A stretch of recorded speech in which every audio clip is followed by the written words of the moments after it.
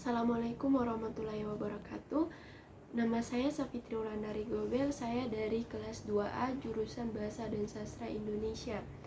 Di sini saya akan menjawab 5 pertanyaan UAS dari mata kuliah Bahasa Indonesia. Pertanyaan pertama yaitu, deskripsikan menurut pendapat Anda mengapa bahasa Indonesia patut dibanggakan oleh generasi muda penerus bangsa. Baik, generasi muda harus bangga menggunakan bahasa Indonesia karena itu identitas bangsa. Mengapa bahasa Indonesia penting? Karena suatu bangsa bisa bertahan jika memiliki bahasanya. Menggunakan bahasa Indonesia pada saat yang tepat berarti kita telah menampilkan identitas sebagai bangsa Indonesia. Kebanggaan yang patut kita miliki sebab tidak semua negara memiliki bahasa yang persatuan berasal dari beragam bahasa daerah. Kita juga perlu bangga menggunakan bahasa Indonesia sebab saat ini sedikitnya 174 unit pusat pendidikan yang tersebar di 45 negara menjadikan bahasa dan sastra Indonesia sebagai materi pembelajarannya. Selain itu, saat ini bahasa Indonesia telah menjadi bahasa resmi di ASEAN. Artinya, pada taraf Asia Tenggara, bahasa Indonesia telah menjadi bahasa internasional. Yang pertanyaan kedua, Anda diminta untuk membawakan sebuah pidato. Tema apa yang akan Anda pilih? Mengapa Anda memilih tema tersebut? Baik, jika saya disuruh membawakan pidato, lebih tepatnya jika dibawakan di depan teman-teman kelas saya atau jurusan saya akan membawakan pidato yang bertemakan peran guru dalam peningkatan mutu pendidikan. Alasannya kenapa saya ingin mengambil tema tersebut? Karena di dalam pidato tersebut terdapat sedikit informasi atau pengetahuan seperti mutu pendidikan sangat erat berkaitan dengan mutu guru yang menyelenggarakan pendidikan di sekolah yang bersangkutan. Oleh karena itu, dalam upaya peningkatan mutu pendidikan perlu pula dilakukan upaya peningkatan mutu guru.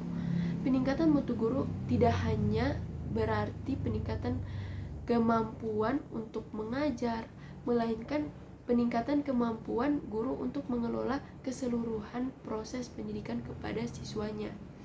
Ini berarti bahwa peningkatan mutu ini termasuk perbaikan program pendidikan, prajabatan, pengangkatan, penempatan, serta pemeliharaan dalam jabatan, termasuk peningkatan kesejahteraan dan pengembangan karirnya. Mutu pendidikan sangat erat berkaitan dengan mutu guru yang menyelenggarakan pendidikan di sekolah yang bersangkutan. Seperti itu. Jadi, selain pengetahuan tersebut buat saya sendiri, buat pribadi saya sendiri, saya juga ingin berbagi pengetahuan atau informasi tersebut kepada teman-teman saya lewat pidato yang saya bawakan. Karena semoga ya, insya Allah teman-teman kelas dan teman-teman jurusan saya itu para calon guru dengan sesuai jurusan yang kami ambil. Pertanyaan ketiga itu, menurut Anda mengapa diksi seseorang mempengaruhi perasaan pembacanya? Seperti yang kita ketahui, diksi itu merupakan ketepatan pemilihan kata yang dipengaruhi kemampuan penggunaan bahasa yang terkait dengan kemampuan memahami, menguasai, dan penggunaan kata aktif dan efektif kepada pembaca atau pendengarnya.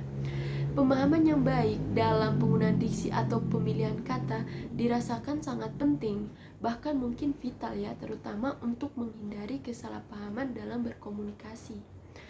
Diksi dalam praktik berbahasa yang sesungguhnya dapat menimbulkan gagasan yang tepat pada pendengarnya, tetapi dalam praktik berbahasa sering menimbulkan kesalahpahaman bagi pendengarnya. Ketepatan pemilihan kata mempersoalkan kesanggupan sebuah kata untuk menimbulkan gagasan-gagasan yang tepat pada imajinasi pembaca atau pendengar. Jadi dapat disimpulkan bahwa diksi merupakan kunci utama dalam menulis gagasan dan komunikasi secara lisan. Kata yang tepat akan membantu seseorang mengungkapkan dengan tepat apa yang ingin disampaikan, baik secara lisan maupun tulisan. Pemilihan kata juga harus sesuai dengan situasi, kondisi, dan tempat penggunaan kata-kata itu. Pertanyaan keempat, yaitu di usia Anda saat ini, apa yang ingin Anda capai 10 tahun lagi? Ceritakan. Yang ingin saya capai 10 tahun lagi itu sebenarnya banyak ya. Yang pertama, saya ingin cepat-cepat menyelesaikan kuliah saya tepat waktu. Setelah itu, saya ingin bekerja sesuai dengan passion saya sendiri sebagai mahasiswa lulusan dari jurusan Bahasa dan Sastra Indonesia, itu menjadi seorang guru. Setelah itu, saya ingin menabung karena saya mau buka toko kecil-kecilan buat jualan sepatu, tas, pakaian, jilbab-jilbab, seperti itu.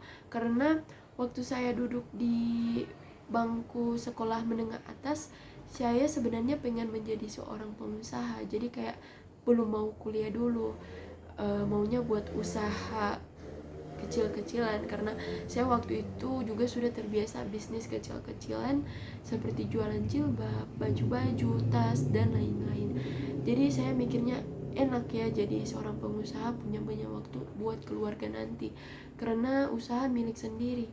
Ibaratnya kayak mau buka warung atau mau tutup, mau jam berapapun suka-suka kita ya, karena kan usaha milik kita sendiri, jadi gitu.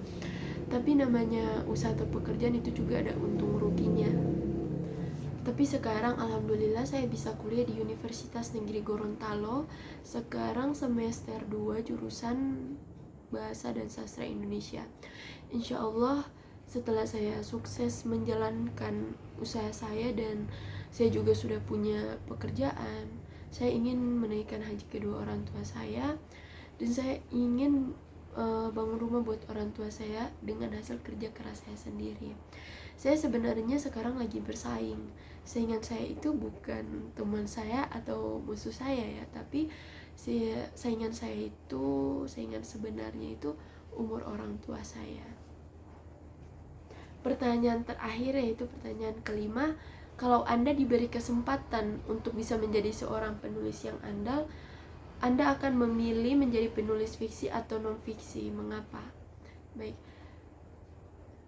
jika saya disuruh untuk memilih menjadi penulis fiksi atau non-fiksi, saya lebih memilih menjadi penulis non-fiksi. Kenapa? Karena menurut saya pribadi, yang pertama, untuk menulis non-fiksi, pastinya saya tidak perlu memikirkan alur cerita atau reka adegan seperti yang ada di dalam karya-karya fiksi, sebut saja novel, cerita pendek, cerita bersambung, atau semacamnya. Hal penting yang saya perlukan untuk menulis non-fiksi adalah pengetahuan akan informasi-informasi baru yang tengah terjadi atau tengah hangat diperbincangkan di masyarakat.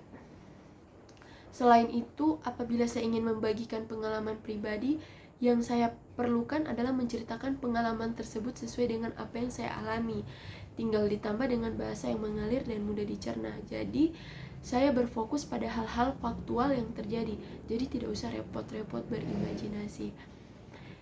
Terima kasih, itulah jawaban-jawaban dari saya atas pertanyaan-pertanyaan yang sudah Ibu berikan. Lebih dan kurangnya saya mohon maaf. Wabillahi taufiq walhidayah. Wassalamualaikum warahmatullahi wabarakatuh.